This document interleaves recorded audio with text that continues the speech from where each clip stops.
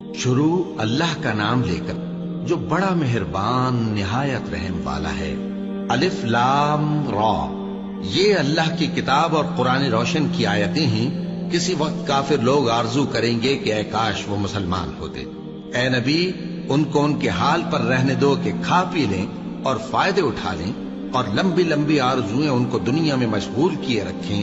آخر کار ان کو اس کا انجام معلوم ہو جائے گا۔ اور ہم نے کوئی بستی ہلاک نہیں کی مگر اس کا وقت مقرر لکھا ہوا تھا۔ کوئی امت اپنی مدت مقررہ سے نہ آگے نکل سکتی ہے اور نہ پیچھے رہ سکتی ہے۔ اور کفار کہتے ہیں کہ اے شخص جس پر نصیحت کی کتاب نازل ہوئی ہے، تو دیوانہ ہے۔ اگر تو سچا ہے تو ہمارے پاس فرشتوں کو کیوں نہیں لے آتا؟ کہہ دو ہم فرشتوں کو نازل نہیں کیا کرتے مگر حق کے ساتھ، اور اس وقت ان کو مہلت نہیں ملے گی۔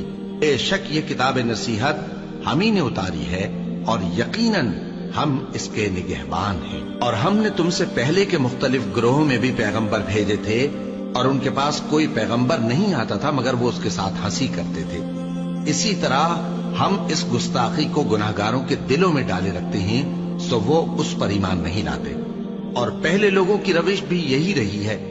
اور اگر ہم آسمان کا کوئی دروازہ ان پر کھول دیں اور وہ اس میں چڑھنے بھی لگے تو بھی وہ یہی کہیں کہ ہماری آنکھیں باندھ دی گئی ہیں، بلکہ ہم پر جادو کر دیا گیا ہے۔ اور ہم نے آسمان میں برج بنائے ہیں اور دیکھنے والوں کے لیے اس کو سجا دیا ہے، اور ہر شیطان مردود سے اسے محفوظ کر دیا ہے۔ ہاں، اگر کوئی چوری سے سننا چاہے تو ایک روشن انگارہ اس کے پیچھے لپکتا ہے، اور زمین کو ہم نے پھیلایا اور اس میں پہاڑ بنا کر رکھ دیے، اور اس میں ہر ایک چیز اندازے سے اگائی۔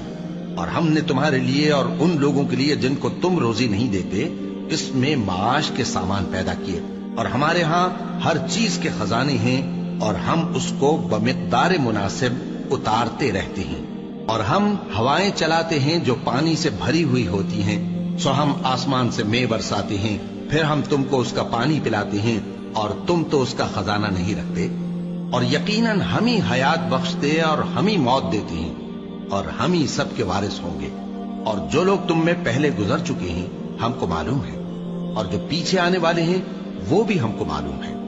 اور تمہارا پروردگار قیامت کے دن ان سب کو جمع کرے گا، وہ بڑا دانا ہے، خبردار ہے۔ اور ہم نے انسان کو کھنکھناتے سڑے ہوئے گارے سے پیدا کیا ہے، اور جنوں کو اس سے بھی پہلے بے دھوئیں کی آگ سے پیدا کیا تھا۔ اور وہ وقت قابل ذکر ہے جب تمہارے پروردگار نے فرشتوں سے فرمایا تھا کہ میں کھنکھناتے سڑے ہوئے گارے سے بشر بنانے والا ہوں، بس جب میں اس کو درست کر لوں اور اس میں اپنی طرف سے روح پھونک دوں تو اس کے آگے سجدے میں گر پڑنا۔ چنانچہ فرشتے تو سب کے سب سجدے میں گر پڑے مگر شیطان کہ اس نے سجدہ کرنے والوں کے ساتھ ہونے سے انکار کیا۔